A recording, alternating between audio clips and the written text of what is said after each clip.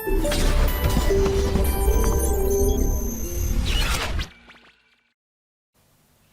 Question लिखिए सारे बच्चे। नेक्स्ट क्वेश्चन लिखिए, 10 आइडेंटिकल कॉइन्स, आइडेंटिकल है ना, बिल्कुल सेम है, ध्यान रखना। आइडेंटिकल का मतलब बिल्कुल सेम, सिक्के है ना, 10 आइडेंटिकल सिक्के लिखिए। 10 आइडेंटिकल सिक्के, 10 आइडेंटिकल सिक्के, सब पर हेड आने की प्रायिकता P है। सब पर हेड आने की प्रायिकता P है, ठीक है। सब पर हेड आने की प्रायिकता P है, सब पर हेड आने की प्रायिकता P है। Okay okay. अच्छा, कॉइन्स यहाँ पर 100 कर लीजिएगा आप लोग, यहाँ पर कॉइन कर लीजिएगा 100, ठीक है। 100 आइडेंटिकल कॉइन्स है, सब पर हेड आने की प्रायिकता P है। यदि सभी सिक्कों को एक एक बार उछाला जाता है, यदि सभी सिक्कों को एक एक बार उछाला जाता है, यदि सभी सिक्कों को एक बार उछाला जाता है, ठीक है, ये सभी सिक्कों को एक बार उछाला जाता है, तब 50 सिक्कों पर हेड आने की प्रायिकता, तब 50 सिक्कों पर हेड आने की प्रायिकता 50 पर हेड आने की प्रायिकता 51 पर हेड आने की प्रायिकता के बराबर है, ठीक है। 50 पर हेड आने की प्रायिकता 51 पर हेड आने की प्रायिकता के बराबर है। 50 पर हेड आने की प्रायिकता 51 पर हेड आने की प्रायिकता के बराबर है, ठीक है। तो 50 पर हेड आने की प्रायिकता 51 पर हेड आने की प्रायिकता के बराबर है। P याद करो, P याद करो, क्या याद करो, P याद करो, ठीक है। समझ में आ गया क्वेश्चन क्या है, P याद करो, ठीक। मैं क्वेश्चन दोबारा बोल देता हूँ, क्वेश्चन दोबारा बोल देता हूँ। क्वेश्चन क्या है, 100 आइडेंटिकल कॉइन्स को, 100 आइडेंटिकल सिक्कों को, 100 आइडेंटिकल सिक्कों को उछाला जाता है, 100 आइडेंटिकल सिक्कों पर हेड आने की प्रायिकता P है। यदि इन सभी सिक्कों को उछाला जाता है, एक बार उछाला जाता है, तो 50 पर हेड आने की प्रायिकता 51 पर हेड आने की प्रायिकता के बराबर है। तो आपको P याद करना है। क्लियर, क्वेश्चन समझ में आ गया, P याद करना है। आप क्वेश्चन कैसे करेंगे देखिए, सबसे पहले क्वेश्चन को फील करते हैं थोड़ा सा। देखिए, आइडेंटिकल कॉइन्स है, उस पर हेड आने की प्रायिकता उसने P दी है। अब तक तो क्या होता था, जब हम फेयर कॉइन लेते थे, फेयर कॉइन पर हेड आने की प्रायिकता 1/2 होता था। यहाँ पर आइडेंटिकल कॉइन है, सब पर हेड आने की प्रायिकता कितनी P है। उसने बोला कि 50 पर हेड आने की प्रायिकता 51 पर हेड आने की प्रायिकता के बराबर है। तो यानी 100 में से 50 पर हेड आने की प्रायिकता, तो 100 में से 50 पर हेड आ रहा है, तो उसकी प्रायिकता कितनी होगी, उस पर उसकी प्रायिकता होगी P की पावर 50 और 1 - P की पावर 50, ठीक है। तो ये सक्सेस है, ये फेलियर है ना। 100 में से 50 बार हेड चाहिए आपको, तो 100 में से 50 बार हेड चाहिए, तो 100 से 50, P की पावर 50 1 - P की पावर 50, ये बराबर किसके हैं, 51 बार हेड आने के। तो 100 में से 51 बार हेड आएगा, तो 100 से 51, ठीक है। P की पावर 51 और 1 - P की पावर 49। क्वेश्चन समझ में आ गया। क्वेश्चन क्या है, सिंपल सा फंडा है कि 50 बार हेड आने की प्रायिकता 51 बार हेड आने की प्रायिकता के बराबर है। अब हम आगे बढ़ते हैं। देखिए, कटेगा कितना बन जाएगा P, ठीक है, बनेगा कितना बन जाएगा 1 - P, ठीक है। तो मेरे पास कितना आएगा 1 - P अपॉन P बराबर कितना आएगा 100 C51 अपॉन 100 C50, ये आएगा, ठीक है। तो 1 - P अपॉन P बराबर आएगा 100 C51 अपॉन 100 C50, ये अपने पास आ जाएगा। यहाँ तक आने के बाद कितना आएगा, ये 1/P -1 बराबर, यहाँ पर आपको एक फॉर्मूला लिखवाया जाता है NCR upon NCR -1, NCR upon NCR -1 होता है N - R + 1 upon R।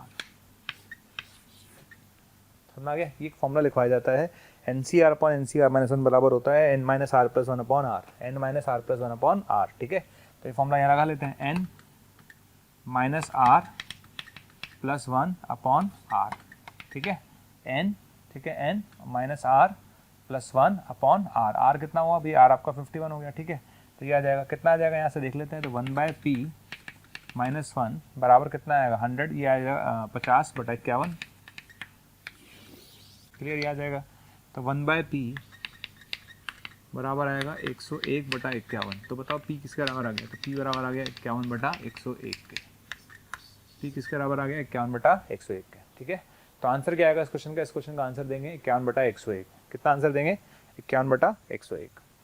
Next question लिखिए, एक सिक्के को उछालने पर उस पर हेड आने की संभावनाएं, एक सिक्के को उछालने पर हेड आने की संभावनाएं टेल आने की संभावना से 2 गुना है। एक सिक्के को उछालने पर हेड आने की संभावनाएं, ठीक है ना, हेड आने की संभावनाएं टेल आने की संभावनाओं से 2 गुना है। मतलब मान लेते हैं कि अगर टेल अल्फा टाइम्स आएगा, तो हेड कितने टाइम्स आएगा 2 अल्फा टाइम्स आएगा। तो एक सिक्के को उछालने पर हेड आने की संभावनाएं टेल आने की संभावना से 2 गुना है, 2 गुना है, ओके। ओके, सिक्के को हम 5 बार उछालते हैं, सिक्के को हम 5 बार उछालते हैं, सिक्के को 5 बार उछाला जाता है। तब इस बात की प्रायिकता क्या होगी, तो इस बात की प्रायिकता क्या होगी कि ठीक 5वीं बार उछालने पर, 5वीं बार उछालने पर ठीक थर्ड हेड आए, 5वीं उछालने पर थर्ड हेड आए। ठीक है, क्वेश्चन ये है कि 5वीं बार उछालने पर ठीक थर्ड बार हेड आए। ठीक है, जब हम 5वीं बार उछालेंगे तो 5वीं बार उछालने पर तीसरी बार हेड आना चाहिए, यानी उससे पहले 2 बार हेड आ चुका होगा, उससे पहले 2 बार टेल आ चुका होगा। क्वेश्चन ये है कि मैं दोबारा समझा देता हूँ, एक सिक्के को उछाला जाता है, ठीक है, एक सिक्के को उछाला जाता है, एक सिक्के को उछालने पर उस पर, एक सिक्के को उछालने पर उस पर हेड आने की प्रायिकता, एक सिक्के को उछालने पर उस पर हेड आने की संभावना है, प्रायिकता नहीं, हेड आने की संभावना है, हेड आने की संभावना है, टेल आने की संभावना से दुगनी है। ठीक है, अगर मान लेते हैं टेल आने की संभावना अगर अल्फा मानी जाए तो हेड आने की संभावना 2 अल्फा है, क्वेश्चन ये है। ठीक है, अच्छा, उसके बाद उसने बोला कि इस सिक्के को हम कितने उछालते हैं, 5 बार उछाला जाता है, सिक्के को 5 बार उछाला जाता है, तो ठीक 5वीं बार उछालने पर थर्ड हेड आने की प्रायिकता ज्ञात करो। ठीक है, चलो क्वेश्चन क्या है, तो चलिए स्टार्ट करते हैं। भाई मान लेते हैं, है ना, तो टेल आने के चांसेस अपन मान लेते हैं अल्फा है ना, टेल आने के चांसेस कितने मान लेते हैं अपन, अल्फा है। तो हेड आने की संभावना कितनी आ गई,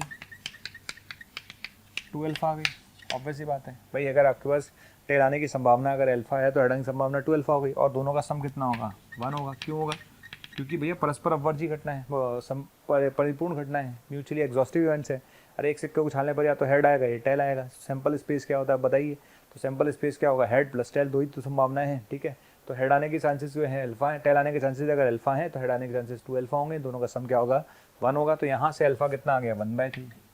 अगर अल्फा 1 आने का 1/3 हो गया, यानी हेड आने की जो टेल आने की प्रोबेबिलिटी कितनी आ गई, 1/3, तो हेड आने की प्रोबेबिलिटी कितनी आ गई, 2/3। अब इस क्वेश्चन में जो समझने वाली बात है, वो समझने वाली बात क्या है, वो कहता है कि जो 5वीं बार उछालोगे तो उस पर ठीक थर्ड टाइम हेड आना चाहिए, यानी जैसे मैंने 5 बार उछाला, 1 फिर 2 फिर 3 फिर 4 और फिर 5। ठीक है, जब मैंने 5वीं बार उछाला तो 5वीं बार उछालने पर यहाँ पर हेड आना मैंडेटरी है, और वो हेड तीसरी बार आना चाहिए, वही कह रहा है आपसे।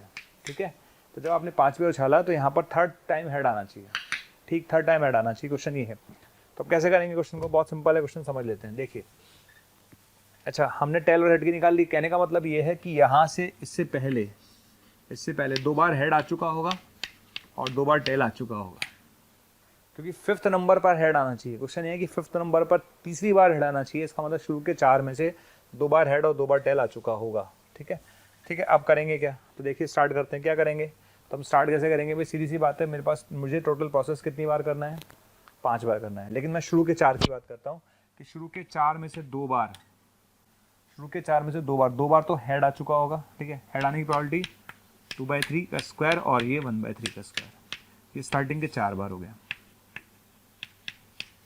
समझ में आ गया। सबसे पहले आप ये समझो कि स्टार्टिंग के 4 बार में क्या होने वाला है, आप ये समझ में आ गया तो फिर आप क्वेश्चन कर पाओगे, अदरवाइज आप क्वेश्चन नहीं कर पाओगे। ठीक है, तो क्वेश्चन में सबसे पहले समझो कि आपने स्टार्टिंग के 4 बार में क्या होगा। ठीक है, स्टार्टिंग के 4 बार में ही हो गया। अब आता है 5वें नंबर पर क्या होगा, अब 5वें नंबर पर आपको चाहिए थर्ड टाइम हेड, यानी 5वें नंबर पर तो हेड आएगा ही आएगा, और हेड आने की प्रोबेबिलिटी कितनी है, 2/3। ये 5वें नंबर पर, ये 5वें नंबर पर, समझ आ गया, ये 5वें नंबर पर। तो मेरी बात समझ में आ गई, मैंने क्या किया, मैं दोबारा समझाता हूँ, मेरी बात को समझने की कोशिश करें कि शुरू के 4 में से 2 बार हेड और 2 बार टेल का आना मैंडेटरी है। तो 4 में से 2 बार है ना, 2 बार हेड आना चाहिए, 2 बार टेल आना चाहिए। हेड आने की प्रोबेबिलिटी 2/3, टेल आने की प्रोबेबिलिटी 1/3। स्क्वायर स्क्वायर क्यों करा, 2 बार आया। 5वें नंबर पर हेड आएगा ही आएगा, फिक्स था, तो यहाँ पर हेड आने की प्रोबेबिलिटी कितनी होगी, 2/3। बस आपका आंसर आ गया। ठीक, हम चलते हैं नेक्स्ट क्वेश्चन की तरफ। नेक्स्ट क्वेश्चन हमारे पास है, देखिए नेक्स्ट क्वेश्चन है, एक फेयर कॉइन को n बार उछाला जाता है, एक फेयर कॉइन को n बार उछाला जाता है। इस पर स्टार लगा लीजिएगा, शानदार क्वेश्चन है। अब तक मैंने जितने क्वेश्चन कराए थे उनमें से ये वन ऑफ द बेहतरीन क्वेश्चन में से एक है। ठीक है, एक फेयर कॉइन को n बार उछाला जाता है, एक फेयर कॉइन को n बार उछाला जाता है, यदि E एक घटना है, यदि E एक घटना है कि पहली बार उछालने पर हेड आना, E एक घटना है जिसमें पहली बार उछालने पर हेड आना, जिसमें पहली बार उछालने पर हेड आता है। ठीक है, ई वह घटना है जिसमें पहली बार उछालने पर हेड आता है, तथा एफ के वह घटना है, तथा एफ के वह घटना है जिसमें ठीक जिसमें ठीक के बार हेड आता है, जिसमें ठीक के बार हेड आता है, जिसमें ठीक के बार हेड आता है, जिसमें ठीक के बार हेड आता है, ठीक है, जिसमें ठीक के बार हेड आता है, समझ आ गया, जिसमें ठीक के बार हेड आता है। तो ये दोनों में फर्क समझ में आ गया, दोनों में फर्क क्या है। इसमें तो क्या लिखा हुआ ठीक के बार हेड आता है, इसमें क्या लिखा हुआ ई वह घटना है जिसमें पहली बार उछालने पर हेड आता है। ठीक, आगे क्या आता है, ओके। तो आपको बताना है निम्न में से कौन सा पेयर n, k को रिप्रेजेंट करता है, निम्न में से कौन सा पेयर n, k को रिप्रेजेंट करता है, जबकि E और F के स्वतंत्र घटनाएं हैं, E और F के स्वतंत्र घटनाएं हैं, E और F के स्वतंत्र घटनाएं हैं, ठीक है ना, E और F के स्वतंत्र घटनाएं हैं। ऑप्शंस आर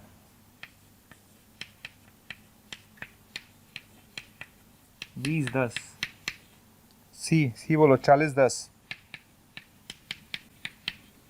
और डी बोलो 100,51। चलिए ठीक है, ये अपने पास आ गया है ना। अब क्वेश्चन समझ लेते हैं। क्वेश्चन एकदम से बच्चों को समझने नहीं आता, क्वेश्चन अच्छा है ना। वही कहता है कि ई और एफ के स्वतंत्र घटनाएं, ये उसने बोला है। पहली बार उछालने पर हेड आना है ना, वो ई बोला है उसने, और एन बार उछालने पर, क्योंकि आपने सिक्के को उछाला कितनी बार, एन बार उछाला है, तो एन बार उछालने पर उसमें से ठीक के बार हेड आना, वो एफ के है, राइट। तो पहले तो दोनों की प्रोबेबिलिटी लिख लेते हैं। देखिए हेड आने की प्रोबेबिलिटी पहली बार उछालने पर वो तो होगी 1/2, क्योंकि कॉइन फेयर है, फेयर कॉइन है तो 1/2 रहेगी, ठीक है। एफ की क्या है, एफ ऑफ के है ठीक के बार हेड आने की, ठीक के बार हेड आने की, ठीक के बार हेड आने की। तो एन में से कितनी बार के चाहिए, एन सी के हाफ की पावर के, ये तो आने की, ठीक है। यार एक बात और, हेड आने की प्रोबेबिलिटी अगर हाफ है तो टेल आने की प्रोबेबिलिटी भी हाफ है। ये बात मैं पहले भी समझा चुका हूँ, क्योंकि फेयर कॉइन है तो ये तो सक्सेस है, ठीक है ना। ठीक के टाइम्स हेड आना सक्सेस है, तो फेलियर कितना होगा, हाफ की पावर एन माइनस के, ठीक है। तो कितना आ गया, ये एन सी के आ गया और हाफ की पावर एन आ गया। अब आपने क्या किया, आपने सबसे पहले ये निकाल लिया, P E into P F के निकाल लिया। क्यों निकाल लिया अभी आपको समझाऊंगा। तो एन सी के इंटू हाफ की पावर एन प्लस 1 आ गया, क्योंकि उसने बोला है भाई, उसने बोला है कि ई और एफ के स्वतंत्र घटना है, ठीक है। अगर ई और एफ के स्वतंत्र घटना है, हम ये बात बोल चुके हैं, हमने क्या बोला था कि अगर ए और बी स्वतंत्र घटना है तो पी ए इंटरसेक्शन बी किसके बराबर होता है, P A into P B के बराबर होता है। ऐसा हम बोलते हैं कई बार, समझ में आ गया, क्लियर है। तो आपको इतना समझ में आना चाहिए कि भाई ये क्या लिखा हुआ है, राइट। ये चीज़ मैं साइड में लिख देता हूँ, क्या आ चुका है मेरे पास, तो ये चीज़ साइड में आ गई है, एन सी के और हाफ की power n plus 1, n C के और हाफ की पावर एन प्लस 1, ये हमें समझ में आ गया, ठीक है। अच्छा अब बात करते हैं किसकी, अब बात करते हैं दूसरा पार्ट की। दूसरा पार्ट क्या है, ई इंटरसेक्शन एफ के, ई इंटरसेक्शन एफ के, इसकी बात कर लेते हैं। इसका क्या सीन है भाई, इसका मतलब है ई इंटरसेक्शन एफ के का मतलब है कि पहले वाले पर हेड आना चाहिए और ठीक के बार हेड आना चाहिए। क्लियर, समझ में आ गया। क्वेश्चन क्या है, क्वेश्चन है कि पहली बार में हेड आना चाहिए और ठीक क्या आना चाहिए, ठीक के टाइम्स हेड आना चाहिए। ओके, इसका मतलब क्या है भैया, मैं समझाता हूँ आपको, इसका मतलब पहली बार, इसका मतलब समझ लीजिए, पहली बार में हेड आना चाहिए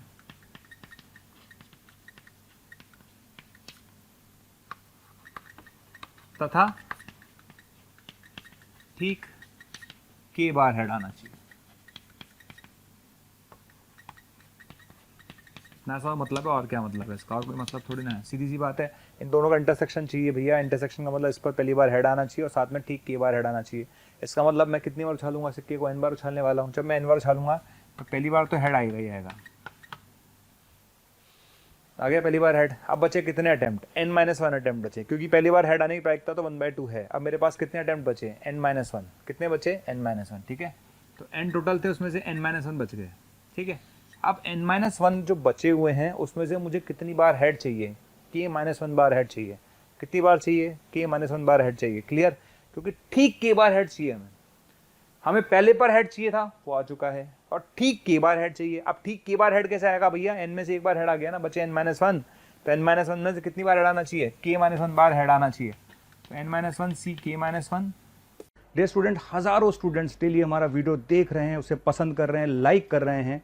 अगर आप भी चाहते हैं कि आपको और वीडियो देखने को मिलें तो आपको सिर्फ इतना करना है, डिस्क्रिप्शन में जो लिंक दे रखा है उस लिंक पर क्लिक करना है और आप वहां पर जाकर अपना एनरोलमेंट सुनिश्चित कर सकते हैं। अगर आप चाहते हैं कि अगर आपके डाउट्स भी सॉल्व हो, आपको कोर्स भी अवेलेबल हो, स्टडी मटेरियल भी अवेलेबल हो, तो आपको करना क्या है, आपको हमारा प्रीमियम कोर्स लेना है। जैसे ही आप हमारा प्रीमियम कोर्स लेंगे, उसके अंदर आपको डाउट सॉल्विंग मिलेगा, आपको स्टडी मटेरियल मिलेगा, आपको टीचर्स के वीडियो लेक्चर्स मिलेंगे, यानी आपको हर चीज़ अवेलेबल होगी जो कॉम्पिटिटिव एग्जाम की तैयारी के लिए इंपॉर्टेंट है।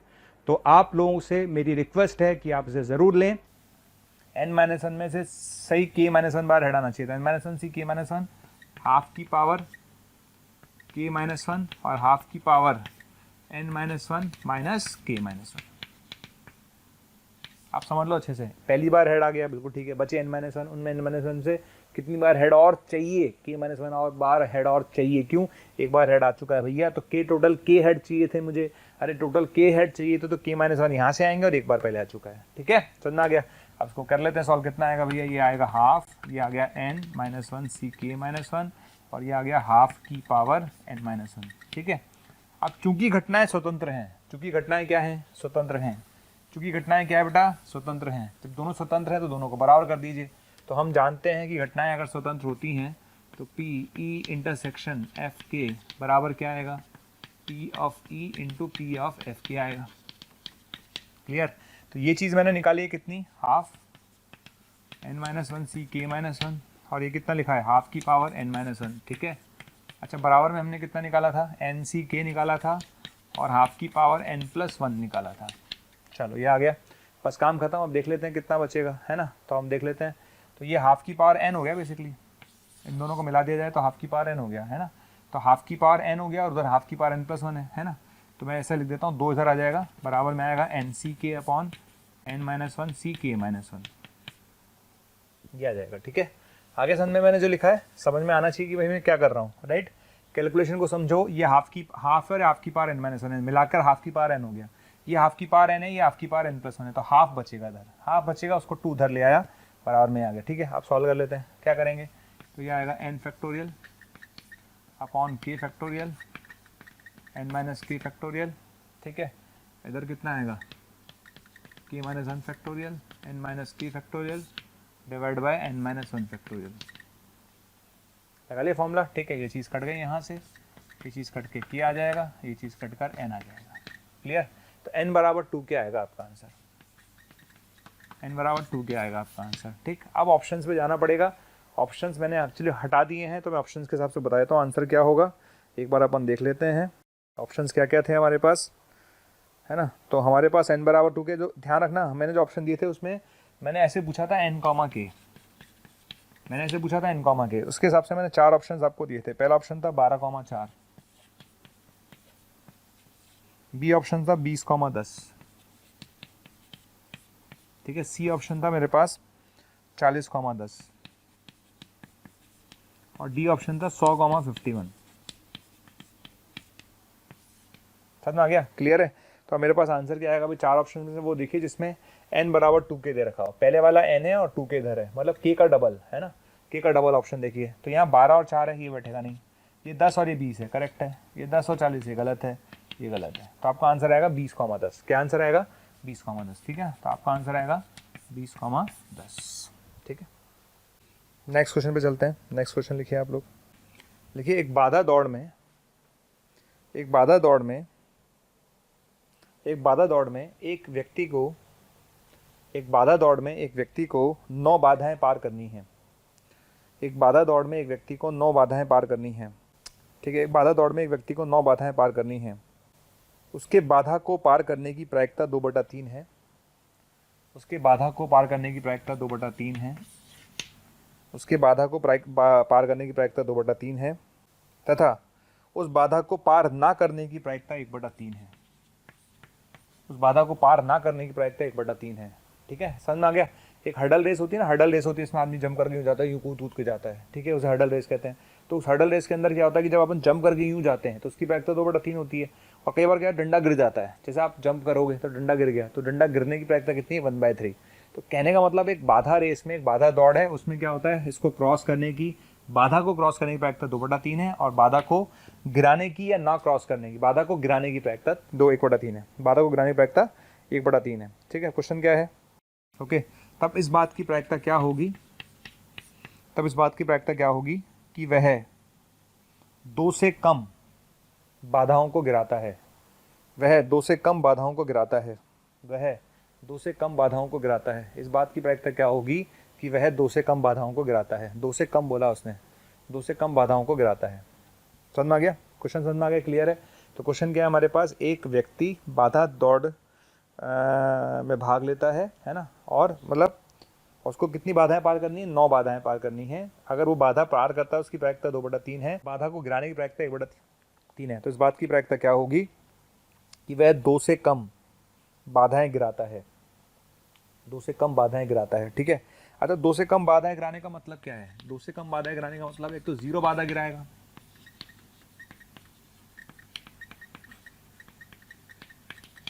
प्लस 1 बाधा गिराया, और क्या होगा? इससे ज़्यादा तो कुछ होना नहीं है। समझ में आ गया? भाई तो 0 बाधा गिराएगा या फिर 1 बाधा गिराएगा, यही हो सकता है। फिर आपसे कह रहा है कि 2 से कम बाधाएं गिराता है। अरे 2 से कम बाधाएं गिराता है, इसका क्या मतलब है? 2 से कम बाधाएं गिराने का मतलब है 0 बाधा गिराएगा या एक ही बाधा गिराएगा।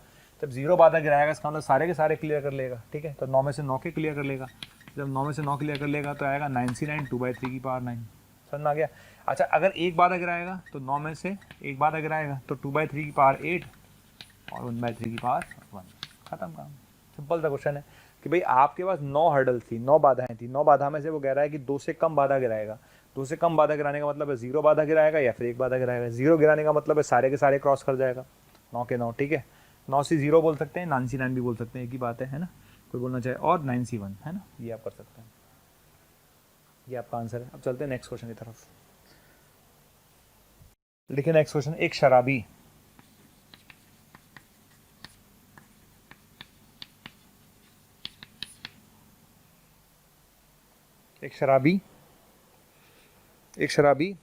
एक कदम आगे और एक कदम पीछे चलता है।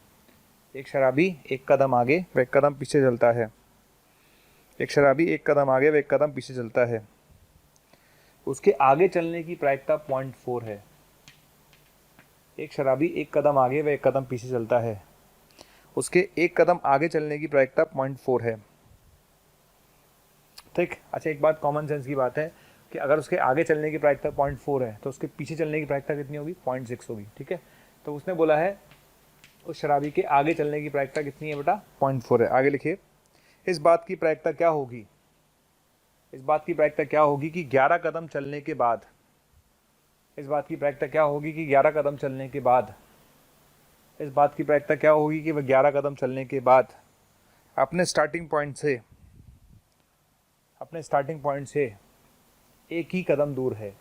तब इस बात की प्रायिकता क्या होगी कि 11 कदम चलने के बाद वे अपने स्टार्टिंग पॉइंट से एक ही कदम दूर है। तब इस बात की प्रायिकता क्या होगी कि 11 कदम चलने के बाद अपने स्टार्टिंग पॉइंट से वो है 1 कदम दूर है। ठीक, ठीक है, अब हम चलते हैं इस क्वेश्चन पे। जैसे शराबी, मुझे आप शराबी मान लीजिए, मैं शराबी हूँ। ठीक है, मैं शराबी हूँ, मैंने क्या किया भाई, स्टार्टिंग पॉइंट मेरा ये है। ठीक, उसने बोला कि 11 कदम चलने के बाद वो अपनी पोजीशन से 1 कदम दूर है। अब कैसे हो सकता है 1 कदम दूर? देखिए, मैं 1 कदम आगे चला, फिर 1 कदम पीछे चला। ठीक है, फिर 1 कदम आगे चला, फिर 1 कदम पीछे चला। ठीक है, ऐसा मैंने 11 बार किया। जब मैंने 11 बार किया तो 5 बार आगे 5 बार पीछे, तो वापस यहीं आ गया। तो अगली बार चलूंगा तो 1 कदम आगे जाऊंगा। 2 पॉसिबिलिटीज़ है, मैं आगे से स्टार्ट करूंगा तो आगे बढ़ूंगा, और अगर मैं पीछे स्टार्ट करता हूँ, पहला कदम मेरा पीछे होता सपोज, फिर आगे है ना, फिर पीछे है ना, तो मैं 1 कदम पीछे मिलता। तो 2 पॉसिबिलिटीज़ हमारे पास हैं। 2 पॉसिबिलिटीज़ कौन कौन सी हैं? या तो मैं अपनी पोजीशन से आपको 1 कदम आगे मिलूँ, या अपनी पोजीशन से मैं आपको 1 कदम पीछे मिलूँ। ठीक है ना, तो या पॉसिबिलिटीज़ क्या हैं कि 6 फॉरवर्ड ले लूँ, 5 बैकवर्ड ले लूँ, या 6 बैकवर्ड ले लूँ और 5 फॉरवर्ड ले लूँ। काम खत्म। तो 11 में से 6 बार फॉरवर्ड लेंगे तो 0.4 की पावर 6, 0.5 की पावर 5, प्लस 11 में से 5 बार है ना, 5 बार फॉरवर्ड ले लूँ, 5 बार फॉरवर्ड ले लूँ। ठीक है, और 6 बार ये ले लेता हूँ, ये ले लेता हूँ। ठीक है, ये आपका आंसर है। यहाँ किसी बच्चे ने 11 से 5 लिखा हो या 11 से 6 लिखा हो, एक ही बात है। ठीक, 11 में से 6 बार मैं आगे चला तो 0.4 की पावर 6, 0.5 की पावर 5। ठीक है, और 11 में से 5 बार मैं आगे चला 0.6 की पावर 6, तो ये आपका आंसर हो गया। ठीक है, तो 2 पॉसिबिलिटीज़ थी। मैं भाई आप, उसने ये नहीं बोला कि आगे मिले, उसने बोला अपने स्टार्टिंग पॉइंट से 1 कदम दूर है। स्टार्टिंग पॉइंट से 1 कदम दूर 2 तरीके से हो सकता है। कैसे हो सकता है? स्टार्टिंग पॉइंट से 1 कदम दूर आगे हो सकता है, और स्टार्टिंग पॉइंट से 1 कदम दूर पीछे हो सकता है। दोनों पॉसिबिलिटीज आपके पास हैं, ठीक है।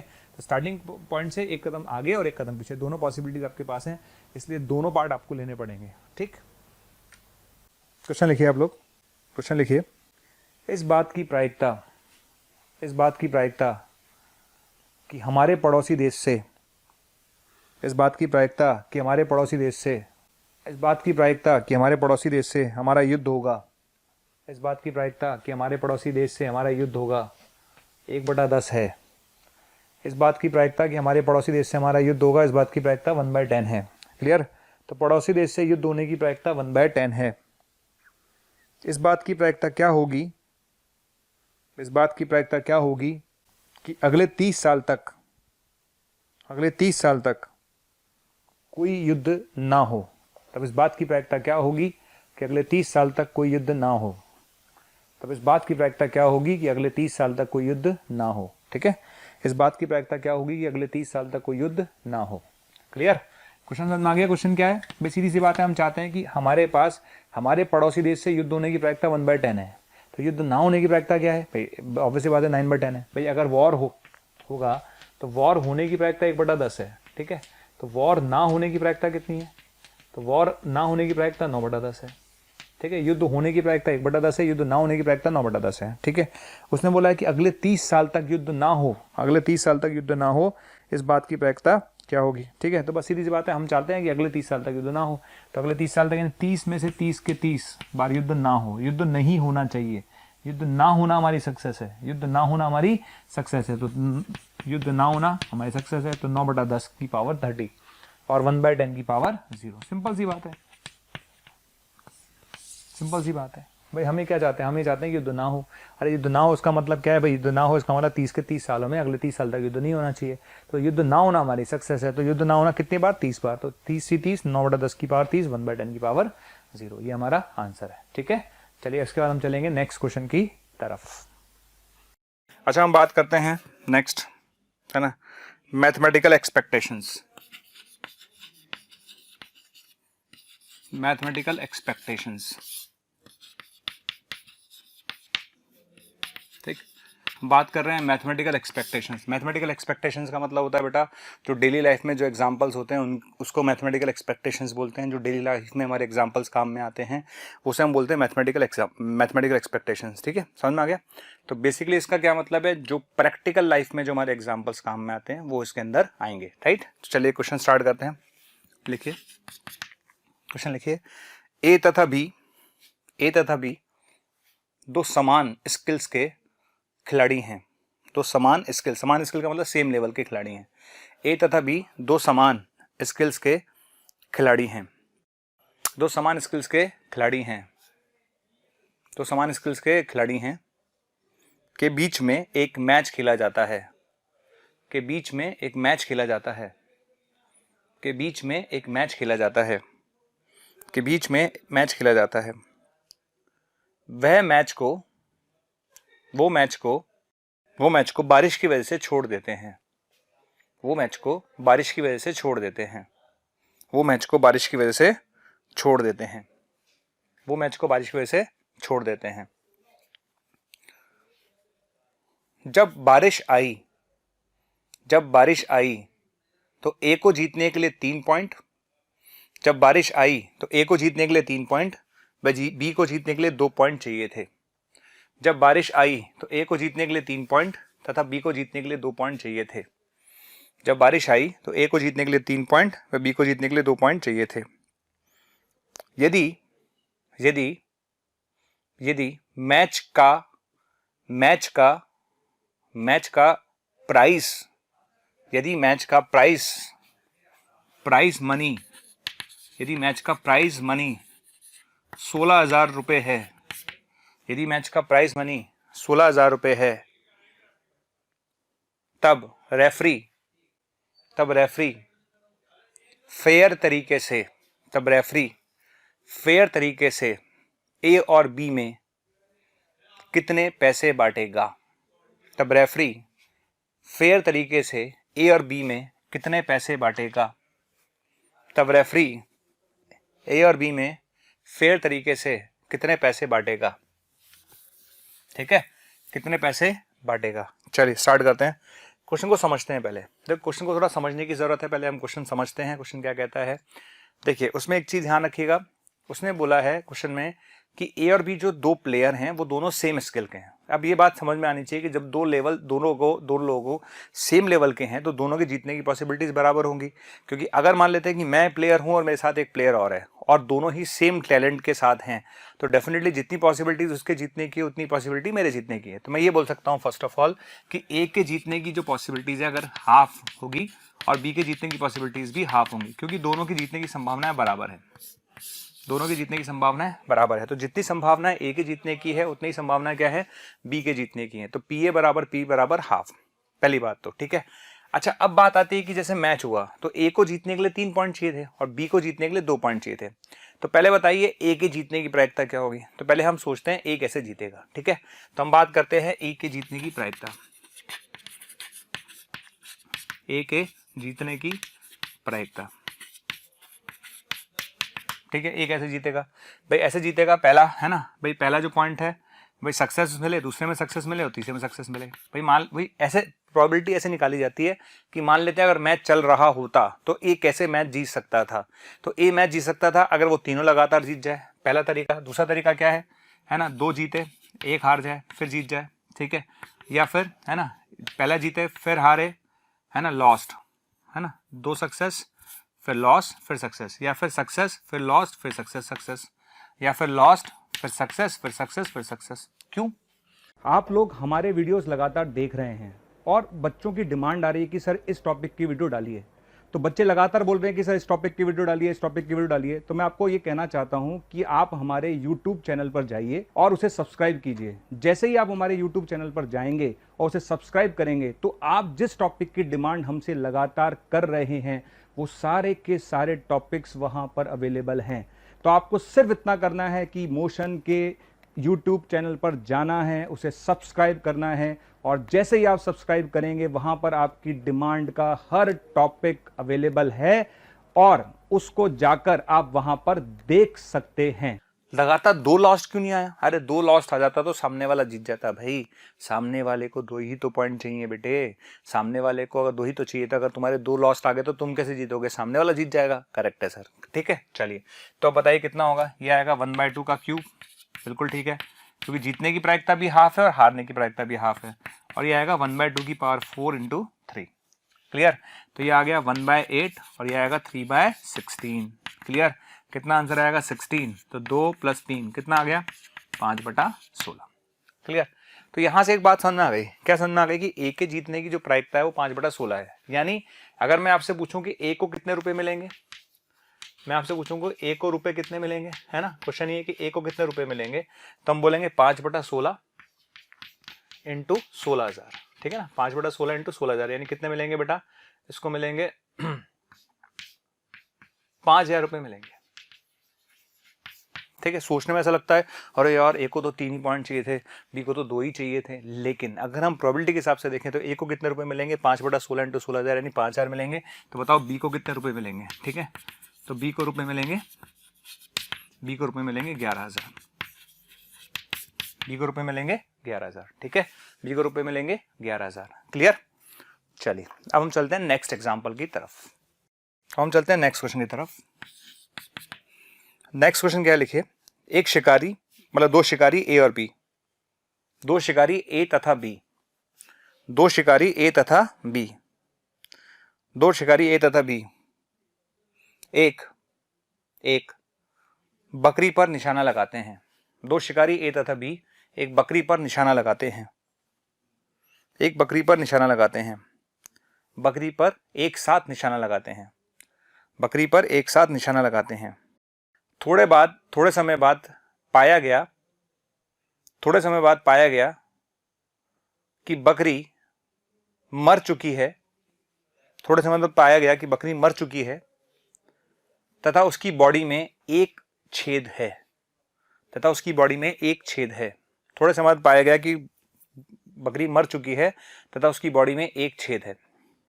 ए के बकरी पर सही निशाना लगने की प्रायिकता 0.8, ए के बकरी पर सही निशाना लगने की प्रायिकता 0.8 तथा बी के सही निशाना लगने की प्रायिकता 0.4 है। ए के बकरी पर सही निशाना लगने की प्रायिकता 0.8 तथा बी के सही निशाना लगने की प्रायिकता 0.4 है। 0.4 है। यदि मरी हुई बकरी को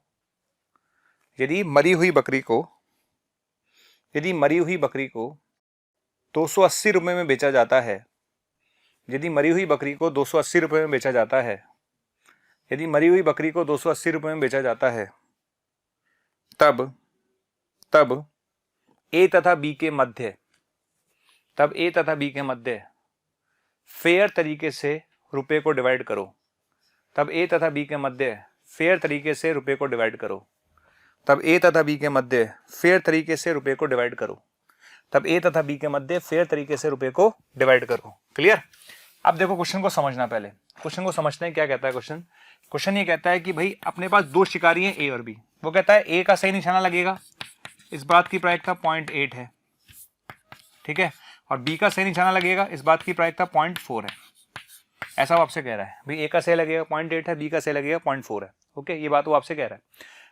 अब क्या हुआ, जब बकरी को देखा गया तो बकरी के बाद देखा गया कि उसमें एक ही छेद था, इसका मतलब एक ही निशाना लगा। तो निशाना किसी एक का लगा, या तो ए का लगा या फिर बी का लगा। भाई यही हुआ ना, निशाना किसी एक का लगा, या तो ए का लगा या बी का लगा। अब इसमें दो बातें हैं। कैसे? पहली बात तो एक निशाना लगने की प्रायिकता, एग्जैक्ट ठीक एक निशाना लगने की बात करते हैं। ठीक एक निशाना लगने की बात करते हैं हम। ठीक एक निशाना लगने, कैसे?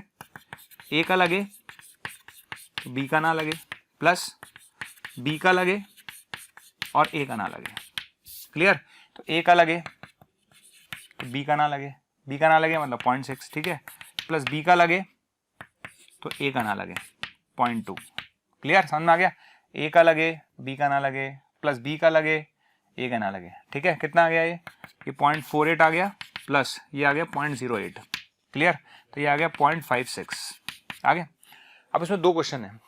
ए, भाई देखो, अगर केवल ठीक एक निशाना लगता है तो इस बात की प्रायिकता क्या होगी कि वो निशाना ए ने मारा था। भाई हमें ये तो देखना है ना कि ए के जीतने की प्रायिकता क्या है, ए के निशाना लगने की प्रायिकता क्या है। ये तो ठीक एक निशाना लगने की प्रायिकता है, लेकिन इस बात की प्रायिकता क्या होगी कि वो निशाना ए ने मारा था। तो हम क्या लिखेंगे? ए के द्वारा ए की प्रायिकता, ए की प्रायिकता मतलब ए के निशाना लगने की प्रायिकता, ए के निशाना लगने की प्रायिकता, ठीक है। तो क्या आएगा ऊपर? अगर ठीक एक बार निशाना लगता है, ठीक एक बार निशाना लगता है, तो इस बात की प्रायिकता क्या होगी कि वह निशाना ए ने लगाया था, वह निशाना ए ने लगाया था, ठीक है, वह निशाना ए ने लगाया था। ये लीजिए सर, तो अपने पास आएगा 48/56, यानी कितना आएगा भाई 12 चौक 48, या फिर 8 6 48, 8 7 56, 6/7। क्लियर? और अगर हम बी की बात करें, बी के लिए बात करें, बी के लिए बात करें तो क्या होगा भाई? बी के लिए, तो अगर बी के लिए बात करेंगे तो ऊपर बी वाला पार्ट आ जाएगा। तो अगर मैं बी की बात करूंगा तो ऊपर बी वाला पार्ट आ जाएगा। कौन सा आएगा? 0.4 इंटू 0.2, ठीक है। तो ये आएगा 0.08/0.56, तो 1 कितना होगा 8 7 56, 1/7। करेक्ट? बस, तो आपको पता चल गया है भाई ए के द्वारा निशान लगने की प्रायिकता कितनी है 6/7, ठीक है। ए के द्वारा निशान लगने की प्रायिकता कितनी है भाई 6/7, ठीक है। और बी के द्वारा निशान लगने की प्रायिकता कितनी है बेटा? बी के द्वारा निशान लगने की प्रायिकता कितनी है बेटा? 1/7। क्लियर? तो ये आ गया। अब क्या करेंगे? पैसे बांटने थे, तो ए के निशान लगने की प्रायिकता ज्यादा है, तो ए को कितने रुपए मिलेंगे? तो ए को रुपए मिले, ए को रुपए मिले तो 6/7 इंटू 280, यानी 240 रुपए मिले, ठीक है। और बी को कितने मिले? बी को मिले 40 रुपए। खत्म बात। ये आपका आंसर है, ठीक है। क्योंकि ए के निशान लगने की प्रायिकता बहुत कम थी, ज्यादा थी, तो ए को मिले 240 रुपए और बी को मिले 40 रुपए। देखिए नेक्स्ट क्वेश्चन। एक ट्रायल में एक लाल तथा एक नीले पासे को फेंका जाता है। एक ट्रायल में एक लाल तथा एक नीले पासे को फेंका जाता है। एक ट्रायल में एक लाल तथा एक नीले पासे को फेंका जाता है। पासे फेयर हैं, पासे फेयर हैं। फेयर का मतलब है भाई 1 2 3 4 5 6 इस तरह से होगा, तो पासे फेयर हैं, पासे फेयर हैं। ओके। फेंके गए पासों का परिमाण कुछ इस प्रकार से है। फेंके गए पासों का परिमाण कुछ इस प्रकार से है। फेंके गए पासों का परिमाण कुछ इस प्रकार से है। फेंके गए पासों का परिमाण कुछ इस प्रकार से है। देखें आप, जब लाल व नीले पासे पर अंक समान आता है, जब लाल व नीले पासे पर अंक समान आता है तो अंकों का योग लेना है। जब लाल व नीले पासे पर अंक समान आते हैं तो अंकों का योग लेना है, अंकों का योग लेना है। तथा जब लाल व नीले पासे पर अंक अलग आते हैं तो उनका गुणनफल लेना है। जब लाल व नीले पासे पर अंक अलग आते हैं तो उनका गुणनफल लेना है, तब उनका गुणनफल लेना है, तब उनका गुणनफल लेना है। ठीक है, तब उनका गुणनफल लेना है। राइट, अब अच्छा क्वेश्चंस क्या क्या हैं? पहला क्वेश्चन इसमें है, फर्स्ट क्वेश्चन लिख लीजिए। प्रायिकता ज्ञात करो, प्रायिकता ज्ञात करो कि परिणाम 12 है, बराबर 12 है। पहला क्वेश्चन, ठीक है। पहला क्वेश्चन है कि भाई परिणाम 12 है, परिणाम मतलब रिजल्ट 12 है। अब रिजल्ट 12 कैसे आएगा? उसमें साफ बोला उसने कि लाल जो पासा है और जो ब्लू पासा है, अगर उन दोनों पे अंक समान आएंगे, है ना, अगर उन दोनों पे अंक समान है इसका मतलब आपको उनका योग लेना है, और अगर डिफरेंट आते हैं तो प्रोडक्ट लेना है। तो सबसे पहले सोचिए 12 कैसे आ सकता है, सबसे पहले सोचिए 12 कैसे आ सकता है। तो 12 आ सकता है जब दोनों पे 6 6 आ जाए, पहला तरीका। दूसरा तरीका क्या है? 1 पर 3 1 पर 4 आ जाए, 1 पर 4 1 पर 3 आ जाए, 1 पर 2 1 पर 6 आ जाए, और 1 पर 6 और 1 पर 2 आ जाए।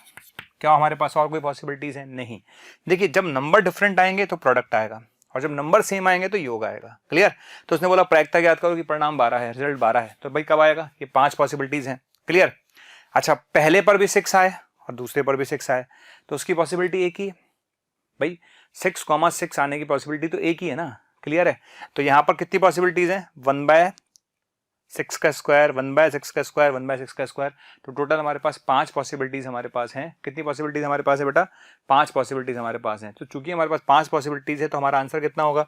देखिए राइट, तो हमारा आंसर कितना होगा बेटा? 1/6 प्लस 1/6 का स्क्वायर प्लस 1/6 का स्क्वायर प्लस 1/6 का स्क्वायर। राइट, तो पॉसिबिलिटीज क्या है? इसका आंसर होगा बेटा 1/6 का स्क्वायर, इसका आंसर होगा 1/6 का स्क्वायर, इसका आंसर होगा बेटा 1/6 का स्क्वायर, इसका आंसर होगा 1/6 का स्क्वायर, और इसका आंसर भी होगा बेटा 1/6 का स्क्वायर। यानी आंसर कितना आएगा? 5/36। क्लियर? आप बात को समझ पाए? एक पॉसिबिलिटी ये रही, ठीक है। इस पर पहले पर 6 आया, दूसरे पर 6 आया, तो केस एक ही बनेगा, तो 1/6 का स्क्वायर, अगले वाले में 1/6 का स्क्वायर, अगले वाले में 1/6 का स्क्वायर, यानी 5/36 आएगा। ठीक है। अच्छा, अब मैं चलता हूँ उसके दूसरे पार्ट पर। तो हम बात करते हैं बी पार्ट की। किसकी बात करेंगे बेटा? बी पार्ट की। तो चलिए हम बी पार्ट की बात करते हैं। बी पार्ट क्या है ना। तो अगर मैं बी पार्ट की बात करूं, देखो बी पार्ट की बात है कि रिजल्ट जो है वो ग्रेटर देन इक्वल्स टू 15 है। बी पार्ट क्या है? Result greater than equals to 15 है। ठीक है, तो बी पार्ट क्या है? Result greater than equals to 15 है, यानी रिजल्ट जो है वो 15 या 15 से ज्यादा है। तो आपको ये सोचना है कि 15 योग से तो आ ही नहीं सकता, क्योंकि दोनों पासों पर मैक्सिमम 6 और 6 आ सकता है, और 6 और 6 आएगा तो 12 ही आ सकता है, यानी योग वाला केस तो बनेगा ही नहीं। अब आपको सिर्फ प्रोडक्ट वाला सोचना है। तो result greater than equals to 15 कैसा आ सकता है? लिख लेते हैं। कैसा आएगा? 3,5 और बोलो 5,3, है ना। और क्या आ सकता है? 15 सोचिए आप, 15 या 15 से ज्यादा आ सकता है। ठीक है, तो 4,6 और 6,4 और बोलिए 6,5 और 5,6, है ना। 6,6 हम ले नहीं सकते, क्योंकि 6,6 लेंगे तो योग लेंगे फिर। ठीक है, और कोई पॉसिबिलिटीज है? 15 आ सकता था, 24 आ सकता था, 5 और 4 भी तो आ सकता है। यस, 4,5 और 5,4। और कोई पॉसिबिलिटीज आप सोचिए, है ना। तो 3 के साथ 5, 3 के साथ 6, 3 के साथ 6 भी आ सकता है। करेक्ट है। तो 3,6 और 3,6 और 6,3। तो 3 का 6 के साथ आ गया, फिर 4 का 3 का 5 के साथ, 3 का 6 के साथ, 4 पॉसिबिलिटी ये रही। फिर 4 का 5 के साथ, 4 का 6 के साथ, 4 पॉसिबिलिटी ये रही। फिर 5 का 6 के साथ एक ही पॉसिबिलिटीज है ना। तो टोटल 10 पॉसिबिलिटीज बनेंगी हमारे पास। कितनी बनेंगी? 10। कितनी बनेंगी? 10। और हर बार प्रोबेबिलिटी कितनी होगी? 1/36। हर बार कितनी होगी? 1/36। तो आंसर कितना आएगा बेटा? आंसर आएगा 10/36। 10/36 का मतलब 5/18। ये आपका आंसर है। ठीक है, चलिए हम चलते हैं नेक्स्ट क्वेश्चन की तरफ। किसकी तरफ? नेक्स्ट क्वेश्चन की तरफ। चलिए नेक्स्ट क्वेश्चन लिखिए आप लोग। नेक्स्ट क्वेश्चन हमारे पास ये है कि यदि result greater than equals to 15 आ चुका है, 15 आ चुका है, तब result greater than equals to 20 आने की प्रायिकता क्या होगी? ग्रेटर देन इक्वल टू 20 आने की प्रायिकता क्या होगी? ठीक है, तो अगर result greater than equal to 15 आ चुका है तब result greater than equal to 20 आने की प्रायिकता क्या होगी, मतलब ऐसा हो चुका है तो उसकी प्रायिकता क्या होगी। तो हम क्या करेंगे, इसमें हम सिंपल सा फंडा है कि भाई आपको पता चली गया होगा भाई ये कंडीशनल प्रोबेबिलिटी का क्वेश्चन है। किसका क्वेश्चन है? कंडीशनल प्रोबेबिलिटी का क्वेश्चन है कि रिजल्ट अगर 15 आ चुका है तो result greater than equal to 20 आने की प्रायिकता क्या होगी। तो हमें पता है फॉर्मूला क्या लगेगा, फॉर्मूला लगेगा P result greater than equal to 20 result greater than equal to 15, ठीक है, डिवाइड बाय नीचे कितना आएगा, result greater than equal to 15। आगे ठीक है, स्टार्ट करते हैं इसके आगे। देखिए भाई ऑब्वियस ही बात है, अगर आप मुझसे पूछेंगे इन दोनों में कॉमन क्या है, तो कोई भी बच्चा बता सकता है कि इधर लिखा हुआ है ग्रेटर देन इक्वल टू 15, इधर लिखा हुआ है ग्रेटर देन इक्वल टू 20, तो कॉमन क्या हुआ, ग्रेटर देन इक्वल टू 20, ठीक है।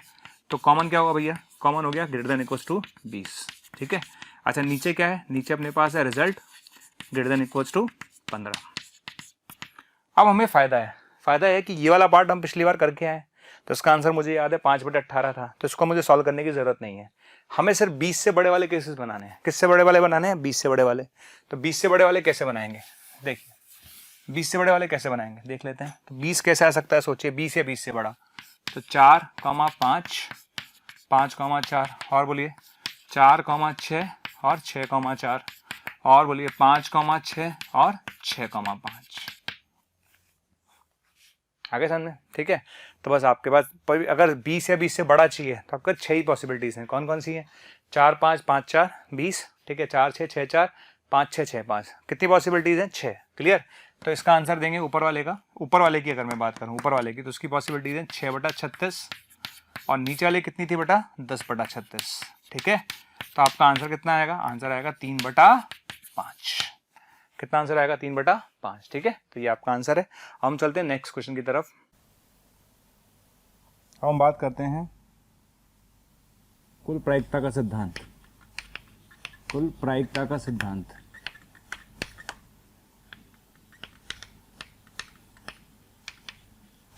ठीक है, ऐसे बोलते हैं हम टोटल लॉ ऑफ प्रोबेबिलिटी,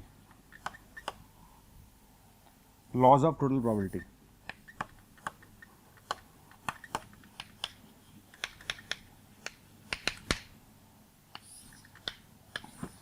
समझ आ गया, ये अपने पास लिखा हुआ है, राइट। अब देखो इसमें बेसिकली आप समझ लेना इसमें चक्कर क्या है। जैसे बहुत सारी हमारे पास घटनाएं हैं, कौन कौन सी घटनाएं हैं, जैसे मेरे पास घटना E1 है ना, मेरे पास घटना E2 है, मेरे पास घटना E3 है ना, ये मेरी बहुत सारी घटनाएं हैं, ये आसपास में परस्पर अववर्जी हैं।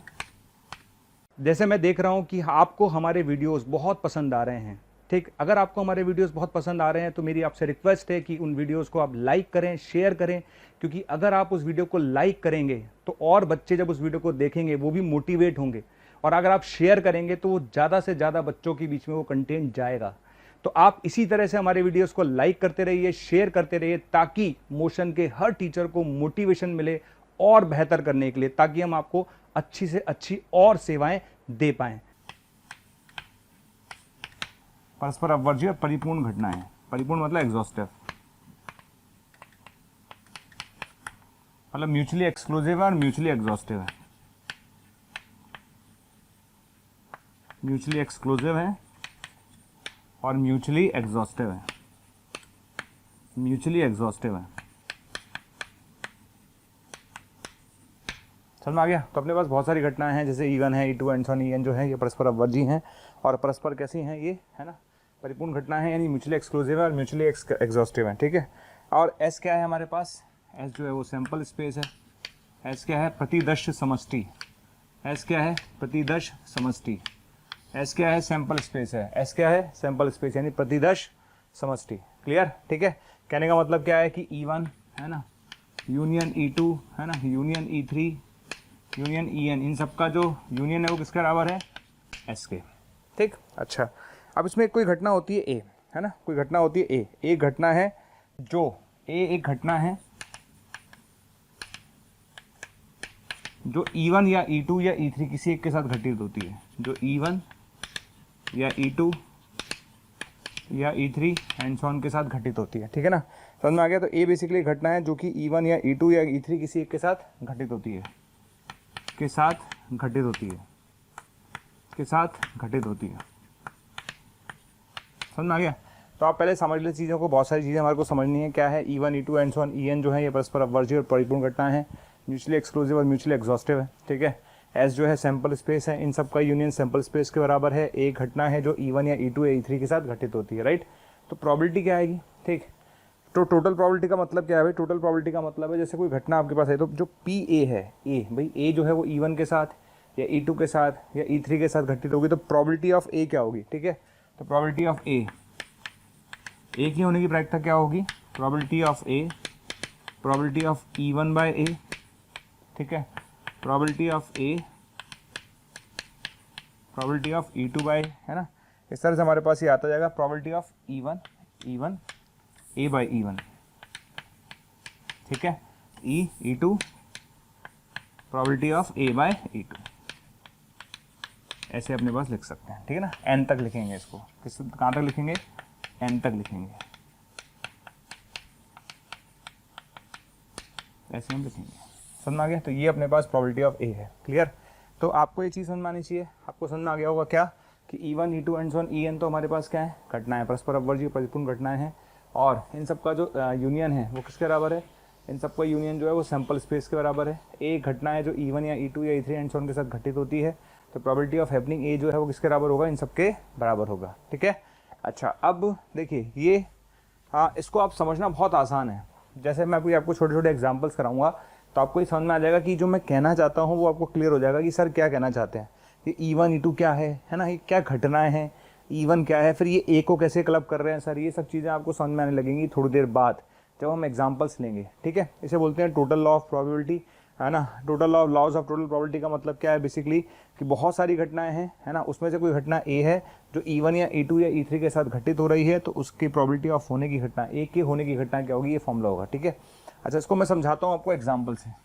एग्जाम्पल से आपको चीज़ें बिल्कुल क्लियर दिखेंगी, बिल्कुल क्लियर, ठीक है। तो अगर हम एग्जाम्पल लेंगे तो एग्जाम्पल से आपको चीज़ें दिखने लगेंगी। देखिए मैं आपको कुछ एग्जाम्पल्स कराता हूँ। देखिए जैसे एक छोटा सा एग्जाम्पल लेता हूँ मैं, है ना।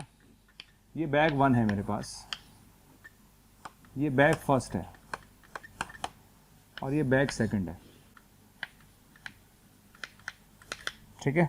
बैग फर्स्ट और बैग सेकंड है। बैग फर्स्ट में 4 रेड हैं और 3 ब्लैक बॉल्स हैं, ठीक है। बैग सेकंड में 2 रेड हैं और 4 ब्लैक बॉल्स हैं, ठीक है। तो बैग फर्स्ट में 4 रेड और 3 ब्लैक हैं, बैग सेकंड में 2 रेड और 4 ब्लैक हैं, ठीक है, ओके। आगे क्वेश्चन क्या है, लिखिए। एक बैग को यादृच्छिक रूप से सेलेक्ट किया जाता है। एक बैग को यादृच्छिक रूप से चुना जाता है। एक बैग को यादृच्छिक रूप से चुना जाता है। एक बैग को यादृच्छिक रूप से चुना जाता है।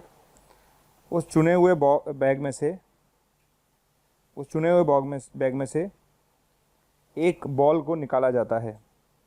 उस चुने हुए बैग में से एक बॉल को निकाला जाता है। उस चुने हुए बैग में से एक बॉल को निकाला जाता है। उस चुने हुए बैग में से एक बॉल को निकाला जाता है। प्रायिकता ज्ञात करो कि निकाली गई बॉल लाल है। प्रायिकता ज्ञात करो कि निकाली गई बॉल लाल है। प्रायिकता ज्ञात करो कि निकाली गई बॉल लाल है, ठीक है। प्रायिकता ज्ञात करो कि निकाली गई बॉल लाल है, ठीक है। अब मैं इस क्वेश्चन को समझा रहा हूँ, आप समझना। प्रायिकता ज्ञात करो कि निकाली गई बॉल लाल है, समझना, सिंपल सा क्वेश्चन है। देखिए सबसे पहले मैं बैग सेलेक्ट करूंगा भाई, पहले बैग सेलेक्ट करूंगा फिर रेड निकालूंगा, ठीक है ना। बैग सेलेक्ट करूंगा फिर रेड निकालूंगा, ठीक है। अच्छा, हमारे को करना क्या है, पहले बैग सेलेक्ट करना है। तो E1 क्या है, घटना है बैग फर्स्ट को सेलेक्ट करने की। E1 क्या है, बैग फर्स्ट को सेलेक्ट करने की घटना है, ठीक है। E1 क्या है, बैग फर्स्ट को सेलेक्ट करने की घटना है, ठीक है। और E2 क्या है, E2 है बैग सेकंड को सेलेक्ट करने की घटना। समझ में आ गया? तो बैग फर्स्ट को सेलेक्ट करना इट्स E1, बैग सेकंड को सेलेक्ट करना इट्स E2, ठीक है। अब हमने बैग को सेलेक्ट कर लिया तो उसमें से रेड आना, ठीक है। जब बैग E1 सेलेक्ट हो चुका है तो उसमें से रेड आने की प्रायिकता, जब बैग E1 सेलेक्ट हो चुका है तो उसमें से रेड आने की प्रायिकता, जब बैग E1 सेलेक्ट हो चुका है तो उसमें से रेड आने की प्रायिकता कितना होगा भैया, 4/7, ठीक है। इसी तरह से जब बैग, है ना, जब बैग E2 सेलेक्ट हो चुका है तो उसमें से रेड आने की प्रायिकता कितनी होगी, 2/6। क्लियर? तो कहने का मतलब क्या है भाई, है ना, कहने का मतलब क्या है हमारा, तो कहने का मतलब सिंपल सा है बेटा। अब क्या हुआ, है ना, रेड आने की प्रायिकता क्या होगी, तो हम लिख सकते हैं रेड आने की प्रायिकता क्या होगी? बहुत सिंपल है, ठीक है। पहले बैक सेलेक्ट किया, उसमें से रेड निकाला, प्लस फिर बैक सेलेक्ट किया, फिर रेड निकाला, ठीक है। तो पहले बैक सेलेक्ट किया हाफ, बैक सेलेक्ट करने के बाद रेड आने की प्रायिकता 4/7, फिर दूसरा बैक सेलेक्ट किया हाफ, उसके रेड आने की प्रायिकता 2/6, ठीक है। कितना आंसर आएगा? तो आंसर आएगा half into 4/7 plus half into 2/6। Clear? तो ये आपका आंसर आ जाएगा। देख लो जो भी आंसर आपके सामने आएगा, ठीक है, ये आपके पास आ जाएगा। तो 2/7 प्लस 1/6 42, ठीक है। 12 प्लस 7 19/42, 19/42। क्लियर? तो इस क्वेश्चन का आंसर हम देंगे 19/42। क्वेश्चन समझ में आ गया होगा। और एक्चुअली ये जो क्वेश्चन है ना, ये आपको समझाता है कि लॉ प्रोबेबिलिटी जो है उसको समझ में आना चाहिए आपको, ठीक है। चलिए नेक्स्ट क्वेश्चन की तरफ चलते हैं। नेक्स्ट क्वेश्चन लिखिए सारे लोग। यदि एक वर्ष का चयन यादृच्छिक रूप से किया जाए, यदि एक वर्ष का चयन यादृच्छिक रूप से किया जाए, तब 53 रविवार आने की प्रायिकता ज्ञात करो। यदि एक वर्ष का चयन यादृच्छिक रूप से किया जाए, तब 53 रविवार आने की प्रायिकता ज्ञात करो। यदि एक वर्ष का चयन यादृच्छिक रूप से किया जाए, तब 53 रविवार आने की प्रायिकता ज्ञात करो। समझ में आ गया?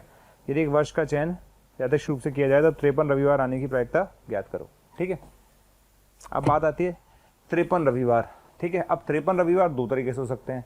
यदि वर्ष दो तरह के हो सकते हैं, तो लीप ईयर हो सकता है, कि नॉन लीप ईयर हो सकता है। तो पहले आपको वर्ष सेलेक्ट करना पड़ेगा। भाई वर्ष जो होगा, यानी जो ईयर होगा, वो लीप ईयर भी हो सकता है और नॉन लीप ईयर भी हो सकता है। तो पहली बात देखिए, सबसे पहली बात इवन मान लेते हैं, एक घटना है लीप ईयर सेलेक्ट करने की।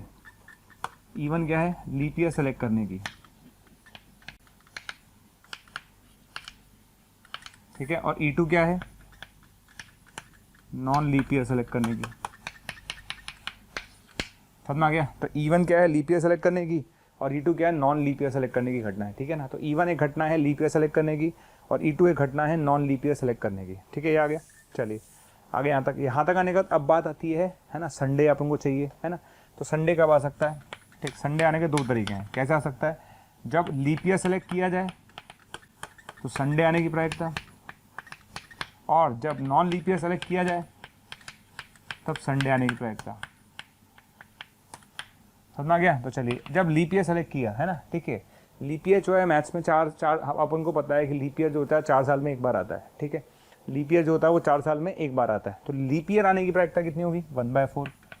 लीप ईयर आने की प्रायिकता कितनी होगी? 1/4। उसमें 53 संडे, 53 संडे, ये क्वेश्चन मैं करा चुका हूँ प्रोबेबिलिटी में। लीप ईयर के अंदर क्या होता है भाई लीप ईयर के अंदर आपको पता है कि भाई देखो, हर 52 संडे तो हर बार आते ही हैं। 365 दिन हो चाहे 366 दिन हो, 52 संडे तो आते ही हैं, ठीक है। लड़ाई होती है 365 में एक दिन की, 366 में 2 दिन की, ठीक है। तो 366 में संडे की दो पॉसिबिलिटीज हो सकती हैं, सैटरडे संडे और संडे मंडे, ठीक है। तो लीप ईयर में संडे आने की पॉसिबिलिटीज होती हैं 2/7। इसके लिए आप मेरे पुराने क्वेश्चन देखें जो मैं आपको करा चुका हूँ लीप ईयर के, ठीक है। तो 366 दिन होते हैं, 366 दिन में 53 संडे आने की प्रोबेबिलिटी होती है 2/7। और यहाँ पर चूंकि एक ही दिन एक्स्ट्रा होता है, यहाँ पर चूंकि एक ही दिन एक्स्ट्रा होता है, तो यहाँ पर संडे आने की प्रोबेबिलिटी होती है 1/7। समझ में आ गया? तो यहाँ संडे आने की प्रोबेबिलिटी होती है 2/7, यहाँ संडे आने की प्रोबेबिलिटी होती है 1/7, ठीक है, नॉन लीप ईयर में। तो लीप ईयर में बोलेगा तो 2/7 लेंगे। तो पहले लीप ईयर सेलेक्ट किया, उसमें संडे आने की probability 2/7। Non leap year select किया, उसमें संडे आने की प्रोबेबिलिटी 1/7। तो आंसर कितना आएगा? आंसर आएगा 5/28। आंसर कितना आएगा? 5/28, ठीक है। तो answer will be 5/28। Answer will be 5/28। Next question. Bharat match में टॉस जीतता है। भारत मैच में टॉस जीता है, इसकी प्रायिकता 3/4 है, ठीक है। भारत मैच में टॉस जीतता है, इस बात की प्रायिकता 3/4 है। यदि भारत टॉस जीतता है, यदि भारत टॉस जीतता है तो उसके जीतने की प्रायिकता 4/5 है, ठीक है। यदि भारत टॉस जीतता है तो उसके जीतने की प्रायिकता 4/5 है, ठीक। भारत के टॉस जीतने की प्रायिकता 3/4 है, और यदि भारत टॉस जीतता है तो उसके जीतने की प्रायिकता 4/5 है। अन्यथा 1/2 है। अन्यथा 1/2 है। मैं समझाता हूँ क्वेश्चन क्या है। भारत के टॉस जीतने की प्रायिकता 3/4 है, यदि भारत टॉस जीतता है तो उसके जीतने की प्रायिकता 4/5 है, अन्यथा 1/2 है। अन्यथा 1/2 का मतलब है कि अगर भारत टॉस जीता, ठीक है, तब तो उसकी जीतने की प्रायिकता 4/5 है, अगर नहीं जीता तो कितनी है, 1/2। ठीक है, चलिए इसके बाद आगे बढ़ते हैं। इसके बाद आगे क्या लिखा हुआ उसने, the find probability of India के जीतने की प्रायिकता ज्ञात करो। इंडिया के जीतने की प्रायिकता ज्ञात करो।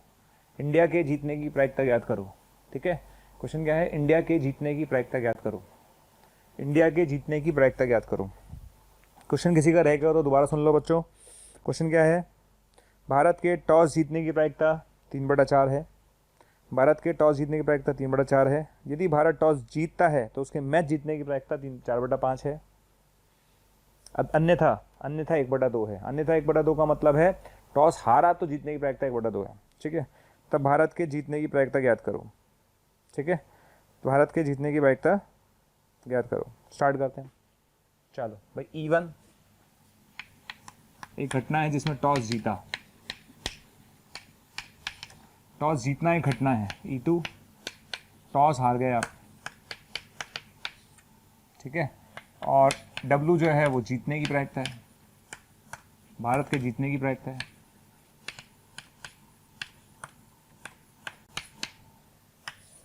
समझ में आ गया। तो E1 जो है वो टॉस जीता, E1 क्या है, टॉस जीता है ना, उसकी प्रायिकता है। E2 जो है टॉस हारा, उसकी प्रायिकता हारा ये द्वारा नहीं है। ठीक है, और W क्या है, जीतने की प्रायिकता है। W क्या है, जीतने की प्रायिकता है। समझ में आ गया, W क्या है, जीतने की प्रायिकता है। ठीक है, तो चलिए बात करते हैं, ये जीता और ये हार जीतने की प्रायिकता है। राइट, अच्छा अब हमें करना क्या है वो समझ लेते हैं, हमें करना क्या है ना। अच्छा हाँ, आपको जीतने की प्रायिकता निकालनी है तो 2 तरीके से हो सकता है। देखिए, अगर भारत टॉस जीता है ना, तो उसके जीतने की प्रायिकता कितनी है, उसके जीतने की प्रायिकता आपने दी है 4/5। ठीक है, और भारत अगर हारा, टॉस हारा, तो उसकी जीतने की प्रायिकता कितनी दी है उसने, हाफ।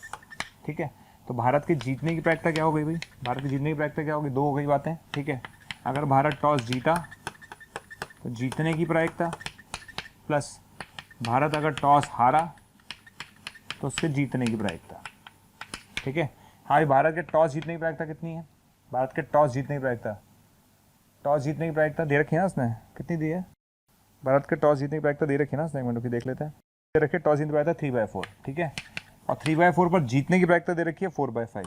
ठीक है, 3/4 जीतने की है और जीतने पर उसके जीतने की प्रायिकता 4/5, और हारने की प्रायिकता कितनी हो गई, 1/4। ऑब्वियसली बात है, अगर टॉस जीतने की प्रायिकता 3/4 है तो हारने की प्रायिकता 1/4 होगी, और 1/4 तो है हारने की प्रायिकता, और टॉस हारने के बाद जीतने की प्रायिकता कितनी है, 1/2। क्लियर, तो ये आपका आंसर होगा। तो आंसर आएगा 3/5 प्लस 1/8। आंसर कितना आएगा, 3/5 प्लस 1/8। ठीक है ना, आंसर कितना आएगा, 3/5 प्लस 1/8। 1821 799, या आप बोल सकते हैं 18002121 799। इस नंबर पर कॉल करके आपको जो भी कंटेंट चाहिए वो आपको अवेलेबल हो जाए।